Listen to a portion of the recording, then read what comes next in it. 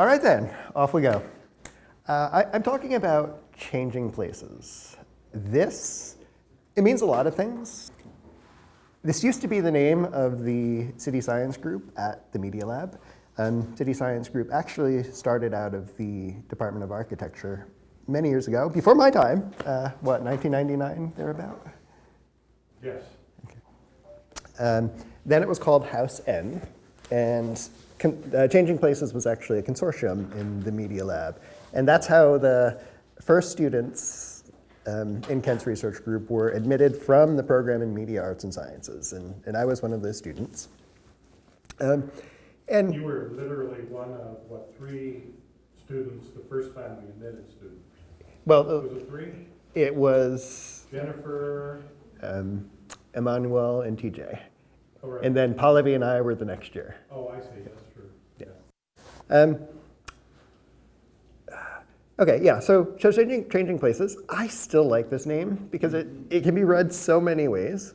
And hey, I feel like I am changing places with Kent. I'm going to be talking about his work in us thinking about how we can change places or how places change us, all of which can be read into that name, and all of which is, I think, central to the work that we have done as a lab.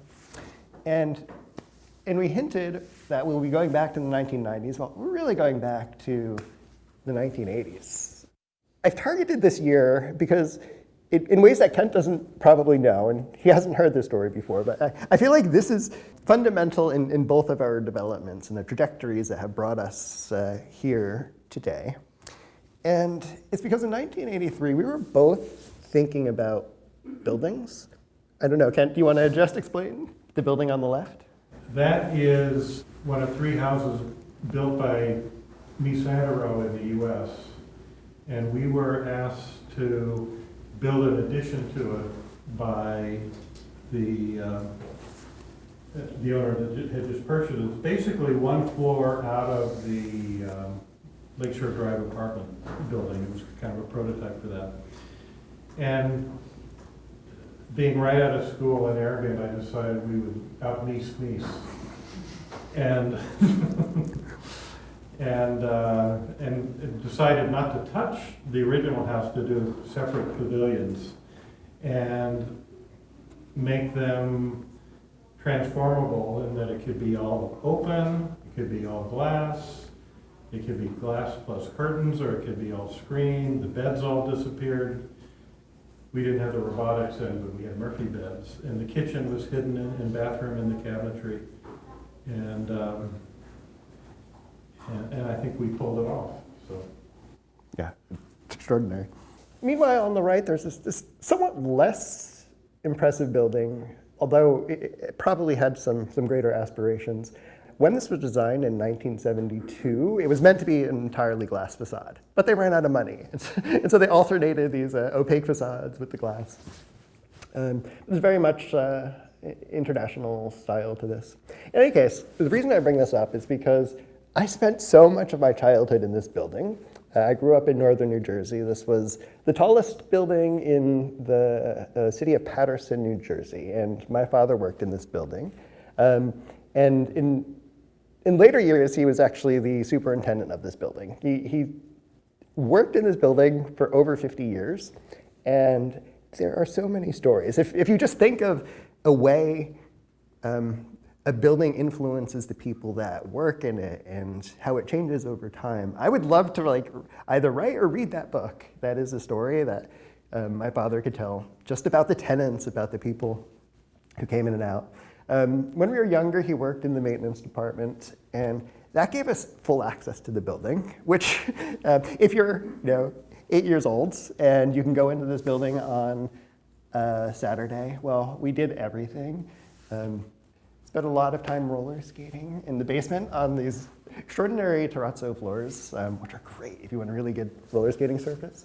But one of the exciting things was we would play with this photocopier, in 1980s style photocopiers, messing around, trying to do art.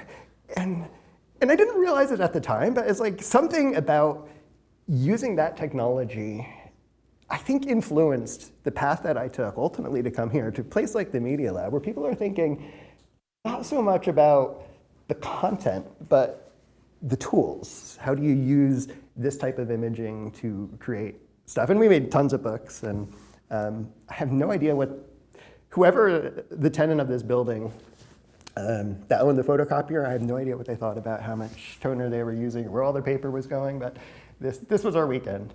The other thing in the basement of this building is this room over here. And that is not the exact room, but it looked a lot like that. And this was the place where I basically had to sneak in and it absolutely constrained myself to not touch those buttons and anything in here. I knew I wasn't allowed to, but I really, really wanted to. And I'm glad I had constraint, or at least enough supervision to not touch something, because I would have broken something. I have no doubt that, I would have ruined somebody's bank record. So did I mention that a bank was the main tenant of this building? Anyway, having access to this building and my father being involved in turning over tenants meant we got a lot of goodies. So the things that, yeah. What is that? Because I think a lot of people don't realize that at that time you need to have that kind of supercomputer to run other. I mean, like, can you explain that a little bit? IBM? Yeah, IBM. This is basically a mainframe setup. Data is, of course, stored on those reels, and the actual terminal to this that man is working at what would be called a teletype. In any case, if you wanted to have records of banking that wasn't in a filing cabinet, and of course those filing cabinets still existed, you basically had to find somebody who, that woman over there you can see changing the reel. These were people who were trained like in a technical program to work these computers. And you know, it was, you know, as much as you could fit on an SD card, you know, this size, storage-wise. And a fraction of the power and memory of your iPhone. Yeah. But the one thing that was cool about the space was it was air conditioned, so it had to be, all these computers use a ton of energy, but they have to be climate controlled. And still something, now our data centers today have been scaled up massively to the power of this, but they still have the same requirements. The computers are touchy and require a certain amount of compensation in order to keep them running and not overheating. And also, when you have media like this, it's also climate sensitive. If you've ever heard like people losing old videotapes or something because they've been stored in humid conditions, those are all things you had to think about. And we have to think about that less now because it's largely outsourced. And so MIT has its data center, or iCloud or Amazon offer data centers remotely, and they're taking care of all of the hard work of making sure that your data is alive. Anyway, on to other relics of the past. These were the things that we would come home with on the weekend, and sort of these antiquated business machines. And the beautiful thing about these is, well, they were kind of useless. They're either no longer needed or being thrown out for whatever reason. And so we could take them home, and of course, the first thing I would do is just take it apart. And that's sort of part two of how I ended up here, because I really, really like to take things apart. And you see the beauty of the engineering. It's just sort of learning from experience, seeing how things get put together. And this is something that I still do to this day. My Tane and Luis might recognize this. A few years ago, we went and took apart an engine, a 6-cylinder engine from a car, which if you do it systematically enough, this is what you're left over. This is somebody else's picture. These are all of the pieces. And unless you take apart all of these pieces, you actually, I would argue, you cannot understand in practice how the engineering of an engine works unless you know what every single piece in here does. And the easiest way to understand that is to actually see every piece and look at it and say, okay, why does this exist? And then you get, on the other end, it's like the copy machines all over. So this was, again, the team and Gabby working together to build this installation out of those parts from the engine, which was used in the Guggenheim Bilbao exhibition. One of my goals here today is to show you the work that is not on the website because it's so old that you can't go and dig and do the research yourself. But this one you can find. And I like to take apart other things like old houses. Every old house tells a story, and that story is, it takes a leap of imagination in order to actually understand why people made certain decisions over time. And probably it's because they didn't actually understand the reasoning for how the house was constructed in the first place and needs change. Anyway, that was 1983. Meanwhile, this is also the first year I ever used a computer, and it looked exactly like this. So this was vintage. And I was in a program at my school that gave us access to this technology. And I won't go too in depth into that, but it did one thing that was important, because at the time, like in that mainframe room at the bank, data was stored on tape. What is unique about this, though, is that's actually a tape recorder that you would have had in the 1980s for recording audio tapes. And it uses the exact same media. And you can play this back. So you can save a program onto that tape and play it back onto a cassette recorder player. And that was absolutely, when I discovered this, the first thing I wanted to do. When I saw that, it was just the same cassette that I had in my parents' car radio or something.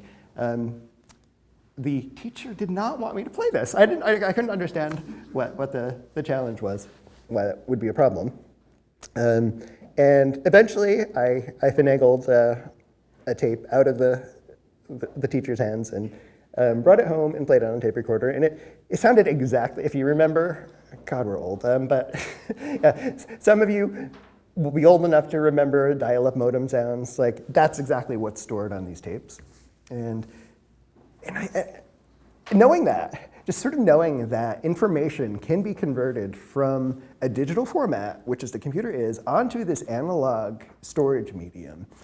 Something that I think was important, again, to the sort of foundational journey that brought me to be working with Ken and sitting in this building today. And we're going to do a little time travel again, sort of catching up to, this is around the year 2000. So in all those in-between years from that little pet computer that I showed previously, up until this time, I'd been spending a lot of time on computers. I'm not sure it was the best way to spend my childhood and adolescence, but it was something that, well, you're all here.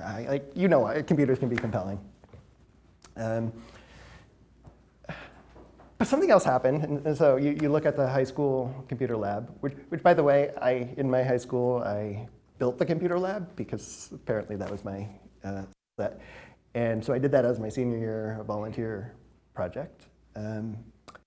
But something else happened in my senior year of high school where I started thinking about these things, so humans. Spent most of my childhood not thinking about humans, thinking about machines, but I had a really good psychology teacher and began to think about the methods that allowed us to understand, what makes this work.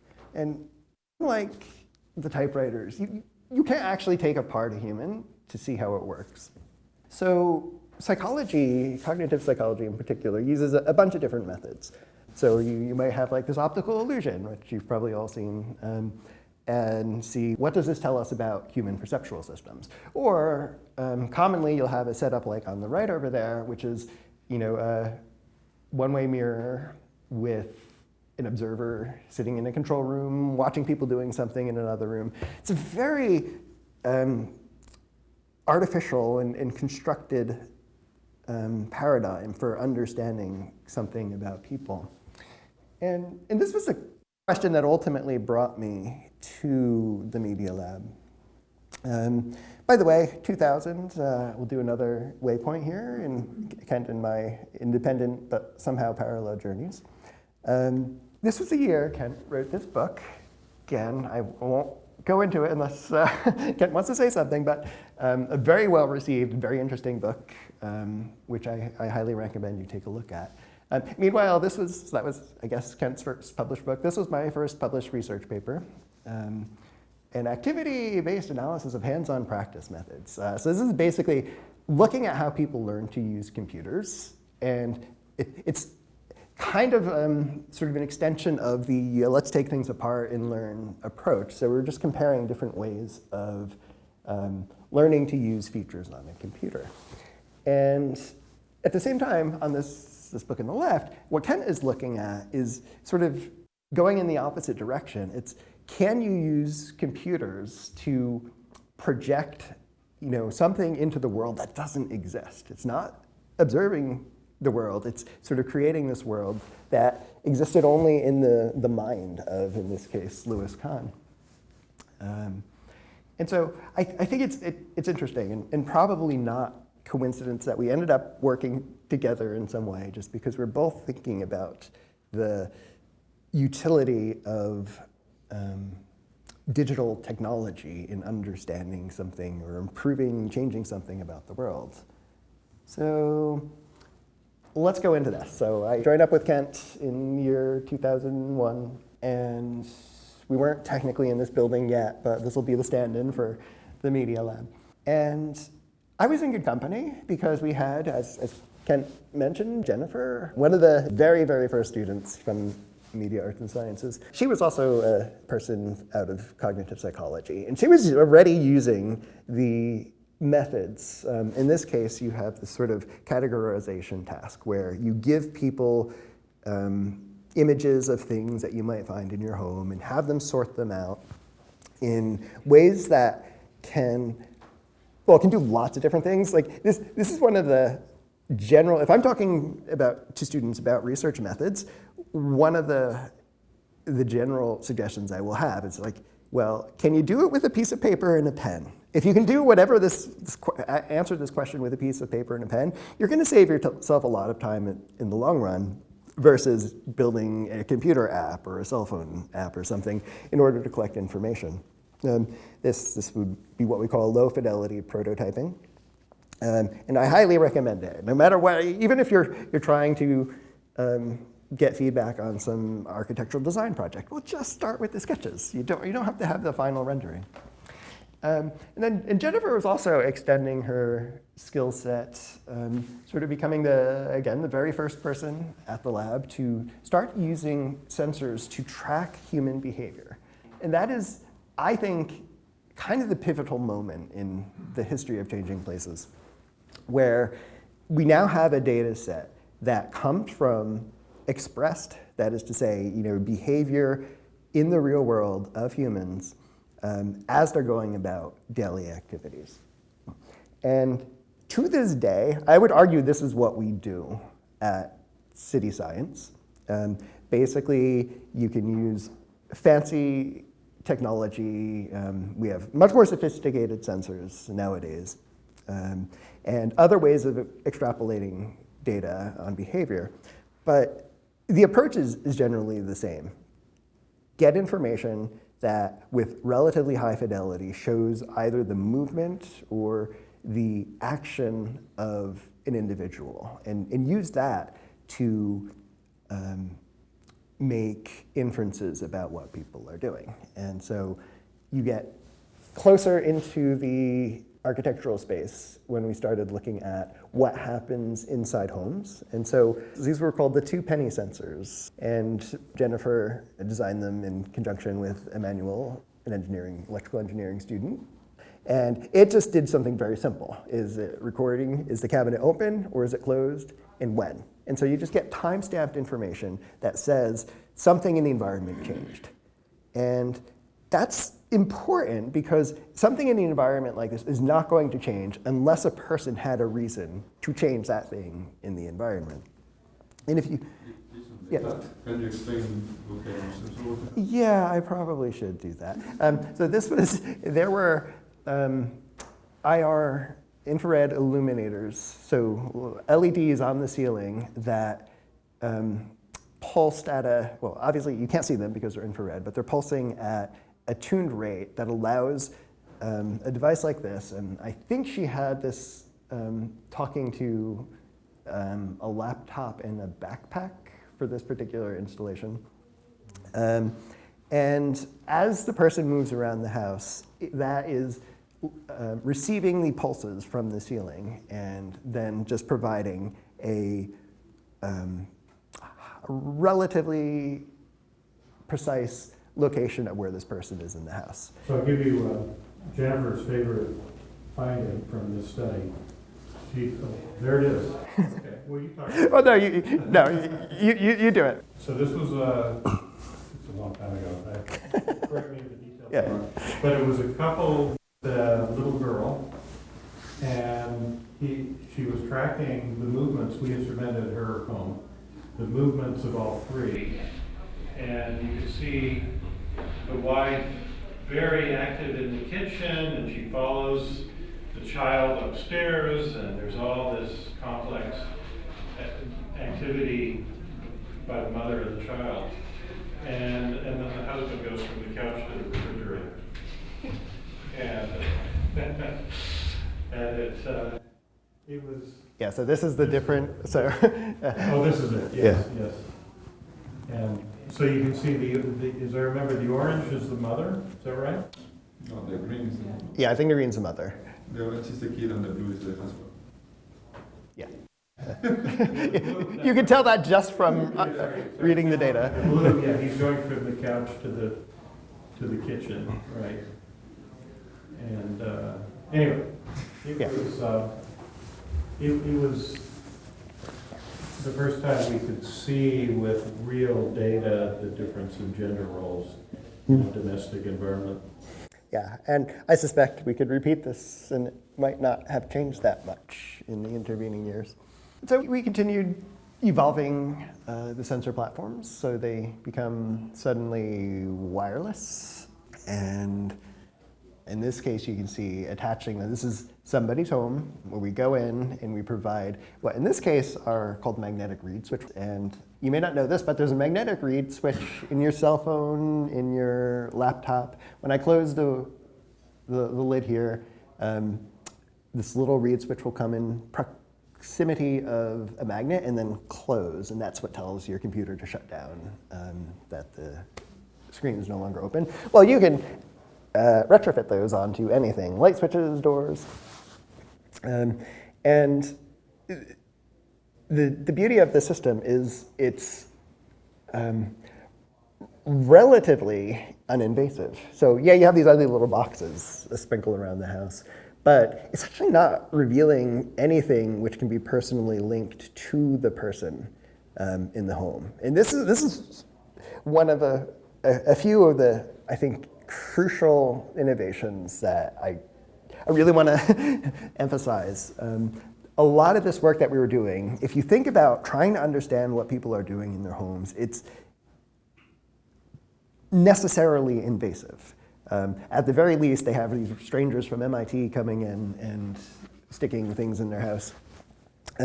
But we worked in a lot of ways to minimize the impact, should for some reason that this data be publicly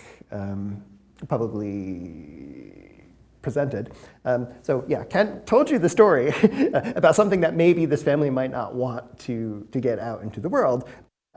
You have no idea who this family is. It's just some abstract family and probably represents a family that you know in some way. Like you can probably see similarities or patterns that sound familiar.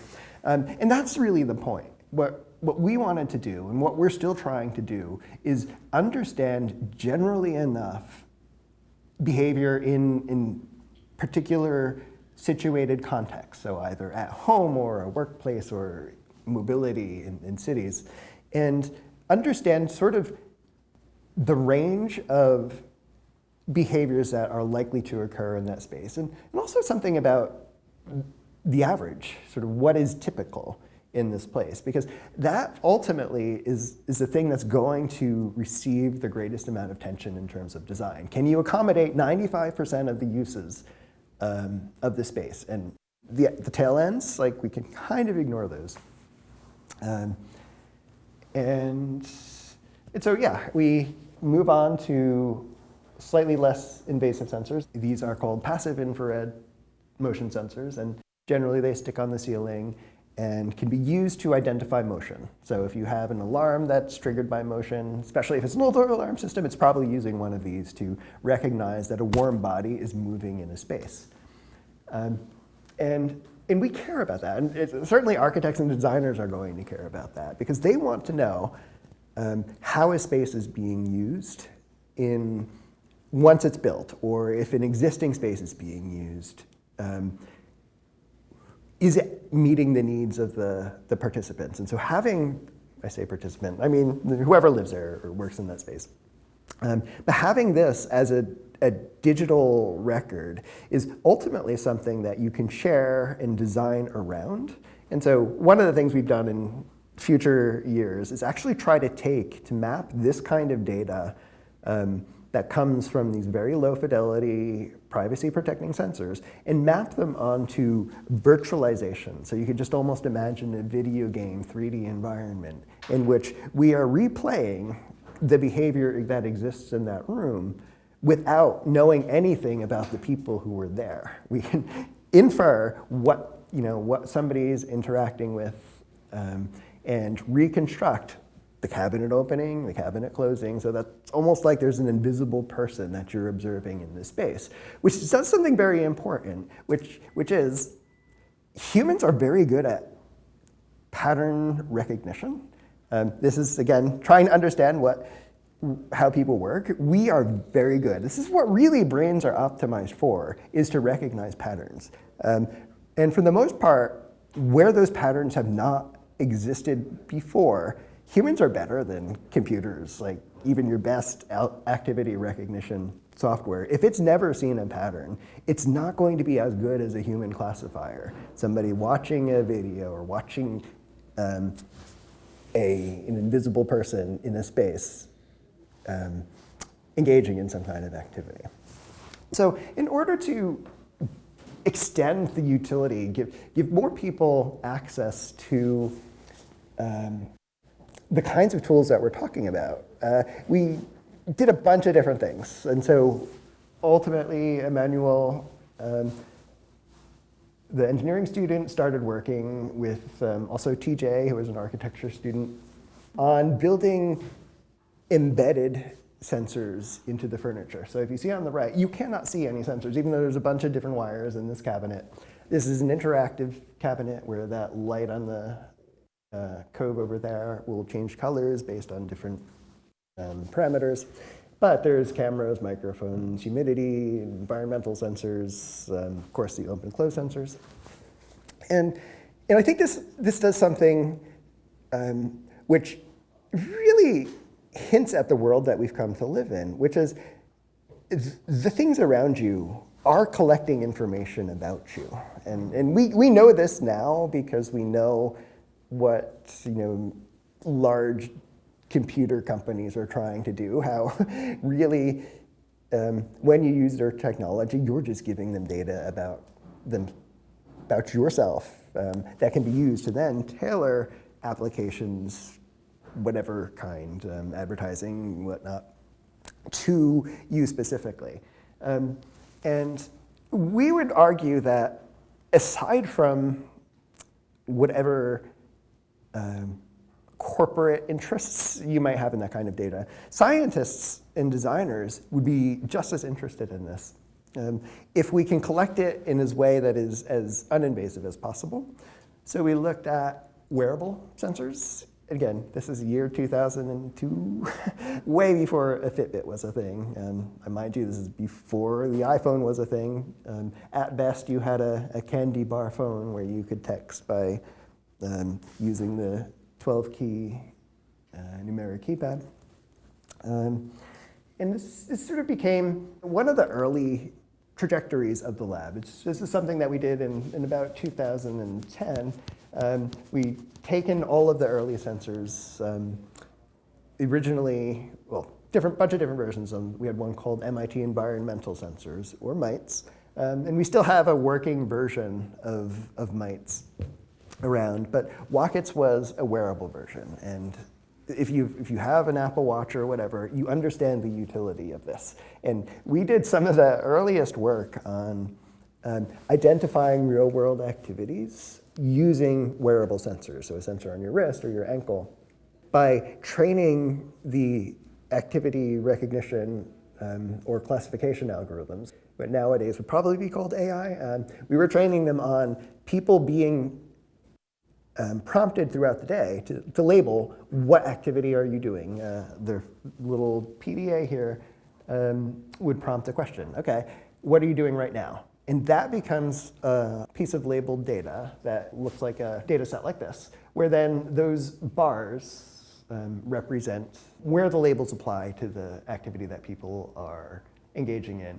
And then over the course of the day, you can use this, and we call this experience sampling methodology, to provide this rich record of the sorts of things that you're engaging in. And this becomes important if you're interested in studying, for example, aging in place. So if you can think about people as they get older and have perhaps infirmities that may require medical intervention, a technology like this, if something changes in the behavior patterns of the individual over time, that's something that can be caught and then ultimately used for some form of intervention. And in the early work of the lab, we were thinking a lot about those kinds of applications. I probably need to start jumping through things over here, but we did a lot of playing around with technologies. So what is it like to have a telecommunication, video communication system that can be anywhere in your house? Reminders that are based on the activities that you're doing at a high level as opposed to a very constrained time of day kind of reminder. And that work has produced a lot of impact. We've gotten these multiple 10-year impact awards from publications looking at sorts of activities of daily living that can be used and probably are being used, for all we know, in the modern commercial technologies that you might be using. And we were then, particularly some of the more architecturally oriented students were looking at how do you then deploy in the real world these technologies using this chassis infill approach, which is still something that we're thinking about over time, and then building the tools that allow people to, and this connects to Kent's book on Khan, by the way, sort of using visualization to create images of places that don't exist. And this is perfectly commonplace nowadays, but this was, again, 20 years ago. Kind of extraordinary to walk up to a table and say, let's try putting in these different types of furniture, see how the space feels. And this is projected on a wall next to the table where you're moving around little models of furniture.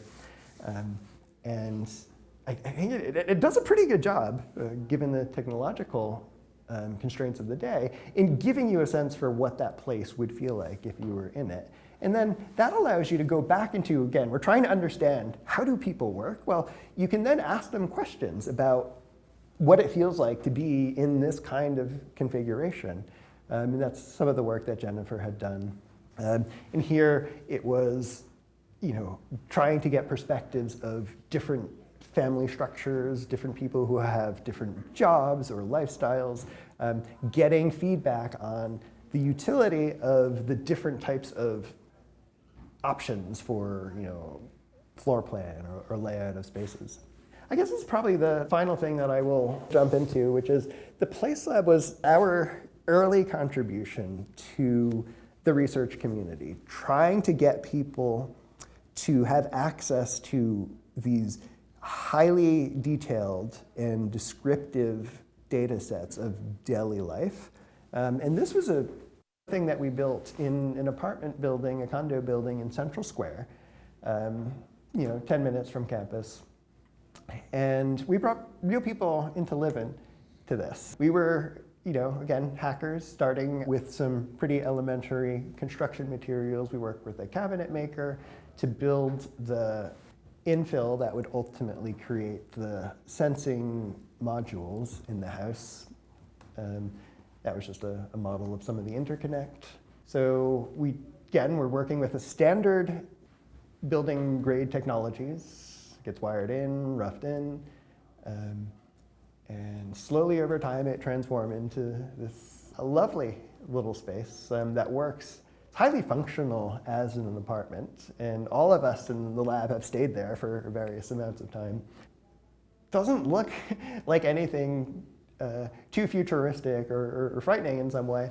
It was basically designed to be as normal as possible. But behind the scenes, there's a lot of stuff happening. And if we have more time at some point, I could go through and explain why all of these things are important and some of what we've learned about this. But the point here is you look at this and you can't see the sensing there. And that made it more likely that when we invited people from the community, and we invited people to live here for months at a time, they're going to behave in ways that are probably more naturalistic than you might think, given the fact that they know, we tell them there are cameras, there are microphones in here. But it's hard to be on edge all of the time thinking about, am I being observed? Over time, and usually it's going to take at least 7 days. So if you want good quality data about people's actual use of a living space, give it at least a week. And it's kind of like moving to a hotel, a very nice hotel, for a couple of weeks. It's different from your regular home, but you're a human, and you do things on the human scale, and that humans need to do, which is what we're trying to look for. We don't actually need to know how you, as an individual, might be different from the average. We're actually more, again, interested in that 95%, the middle of the distribution. And we'll call this the last slide here. Over the years, we used this, again, Kent, I think, did a nice way of describing this. It was called like a shared research facility. Can't remember the exact phrasing, but it's like in a biology department, you might share a very expensive scanning electron microscope, or in astrophysics, you will share a really expensive telescope. Well, we shared the human scope, what we called the Place Lab, and it was a thing that allowed people to explore. In this case, in the center, there was a student who was interested in compliance with medication protocols, and so we simulated ways of having people do actions that were similar enough to the complexity of a medication protocol, and ultimately, figure out whether the knowledge that we're able to gain from the inferences about human behavior in this environment can then be used to enhance the utility and the efficacy, to say the probability that the patient will comply with the medication. But the point is, just to think about what I've described here, and this is what we're still doing as a lab. We're just scaling it up. So this was very focused, constrained by the questions we were asking at the time, and also the technology available at the time. But you can ask the same questions now that everyone has a little spy in their pocket that's following them around the world. You can ask the same kinds of questions, like where do people go? What modes of transportation are people using? And then build interventions. You can change something about the city or change the behavior that people are going to do. We did an example, for example, we did an intervention in the Kendall Square T station where we were trying to use imaging and ultimately computer vision to see if we could get people to be more likely to take the stairs instead of the escalator as they're exiting the station. And that could very well be done now with little prompts on your smartwatch. You don't need signage in the building and a computer counting people on the stairs. But yeah, I guess my takeaway is just think, how do people work? And the big takeaway for me is started here, focusing on the individual. This is what psychology does. It looks at one brain, one human, one expression of behavior. And over the years, we've expanded and expanded and expanded, looking suddenly at houses, workplaces, organizations, entire buildings.